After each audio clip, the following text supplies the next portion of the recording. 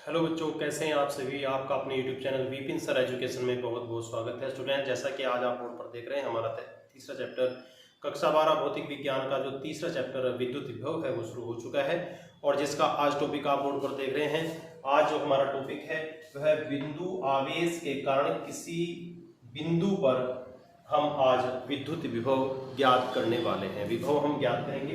जैसे कि आप बोर्ड पर चित्र देख रहे हैं, इस चित्र को मैं आपको समझाता हूं। आप बच्चों, सभी बच्चे इस वीडियो को ध्यान से देखेंगे और ये टॉपिक ध्यान से समझेंगे। वीडियो को बिल्कुल भी स्किप ना करें, यदि ये टॉपिक आपकी समझ में बिल्कुल नहीं आएगा। क्योंकि आपको पता है कक्षा 12 भौतिक विज्ञान का प्रत्येक टॉपिक अगले टॉपिक से जुड़ा हुआ होता है, तो इसलिए आप वीडियो को बिल्कुल भी स्किप ना करें, ध्यान से इस वीडियो को समझें। देखेंगे, हमारे पास एक बिंदु O है। इस बिंदु O पर प्लस क्यू आवेश स्थित है।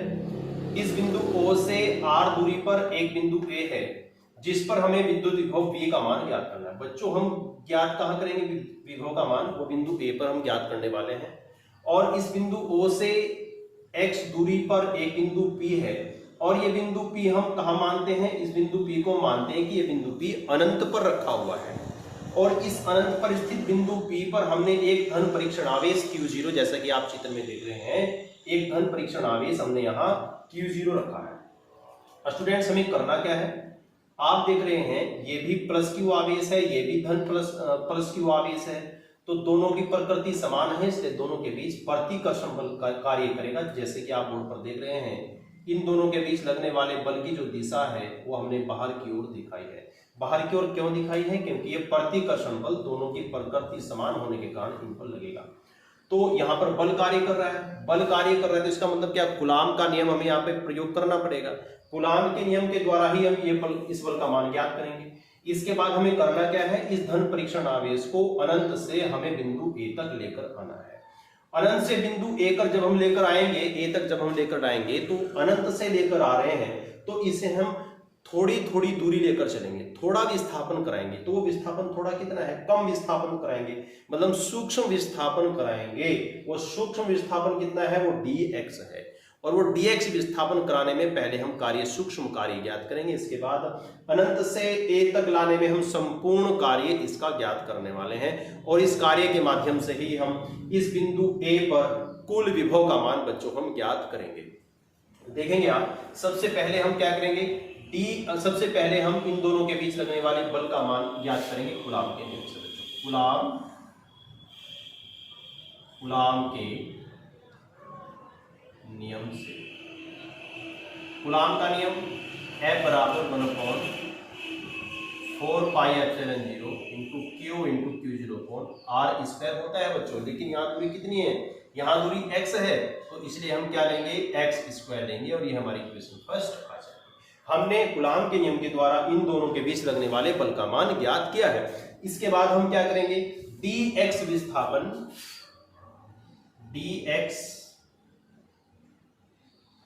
विस्थापन तय करने में किया गया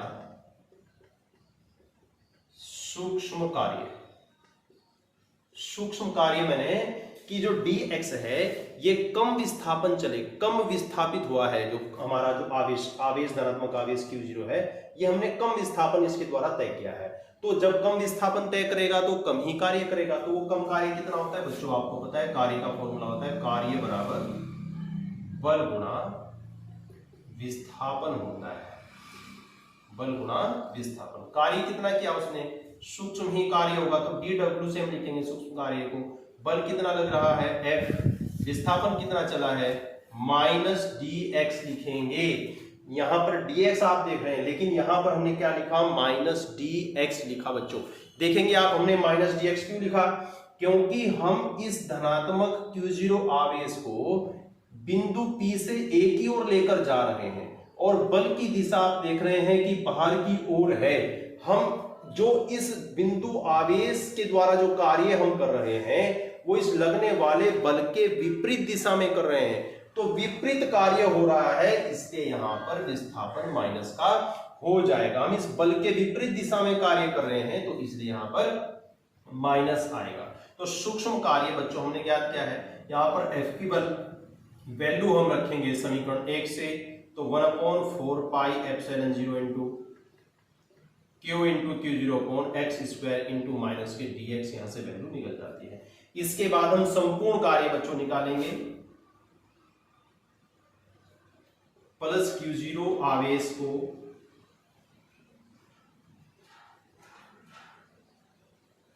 अनंत से a तक लाने में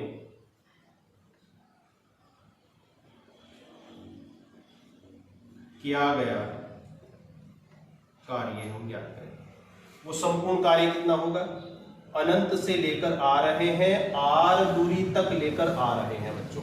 ये O से A तक की दूरी कितनी है, r है, तो हम अनंत से r दूरी तक लेकर आ रहे हैं, इसलिए समाकलन की जो लिमिट होगी, सीमा होगी, वो अनंत से r तक हमें लेनी है।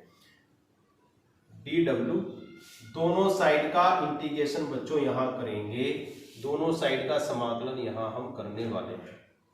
1/4πε0 into Q into Q zero upon X square into dx हो जाएगा। बच्चों ये जो माइनस आप देख रहे हैं, ये माइनस हमने इंटीग्रेशन से बाहर ले लिया है। यहाँ d से इंटीग्रेशन कैंसिल हो जाता है, तो हमारी वैल्यू यहां से आ जाती है w बराबर, यहां से हम बाकी जो वैल्यू इंटीग्रेशन के अंदर है उसे भी बाहर लेंगे, माइनस के Q into Q zero upon X square को अंदर रखेंगे 4πε0 अनंत से r लिमिट, और अपॉन में यहां लिखा है dx।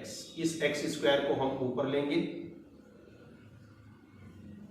4πε0 इंटीग्रेशन अनंत से r, माइनस की 2 पावर हो जाती है जब नीचे से ऊपर वैल्यू चली जाती है।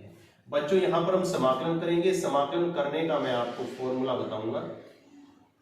यहां पर पावर कितनी है, x की पावर n है।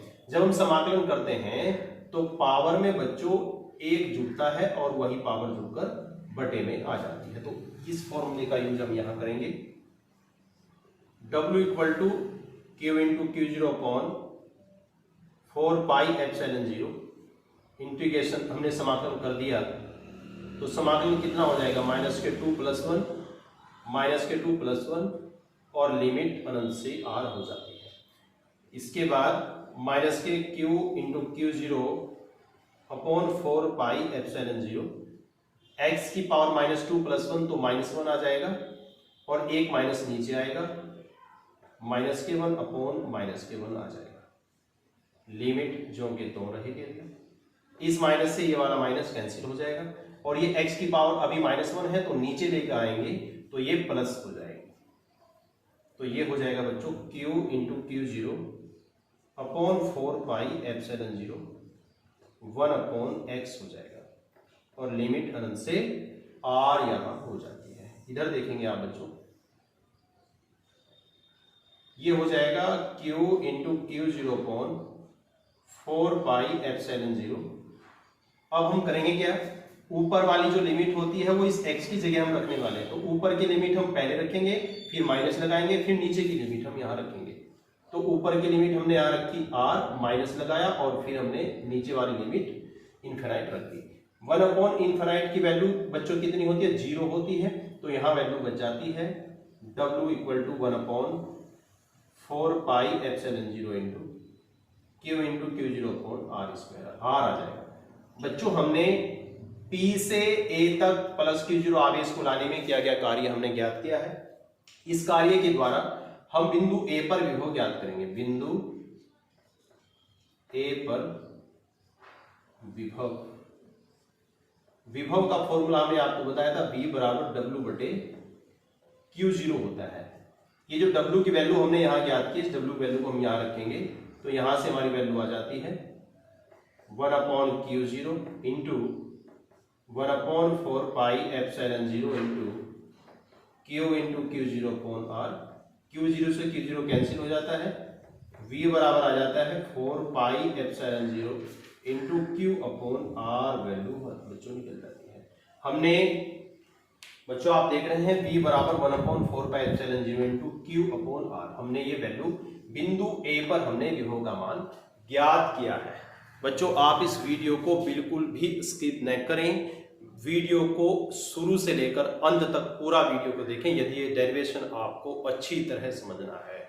स्टूडेंट्स, यदि ये वीडियो आपको अच्छी लगी हो, ये टॉपिक आपकी समझ में आया हो, तो आप इस वीडियो को लाइक करें और अपने जो दोस्त हैं, आपके जो दोस्त हैं, उन सभी दोस्तों को भी ये वीडियो शेयर करें। और चैनल को यदि आपने सब्सक्राइब ना किया हो, आप चैनल को सब्सक्राइब करें। यदि आपको आने वाली वीडियो की नोटिफिकेशन चाहिए तो आप इस चैनल को सब्सक्राइब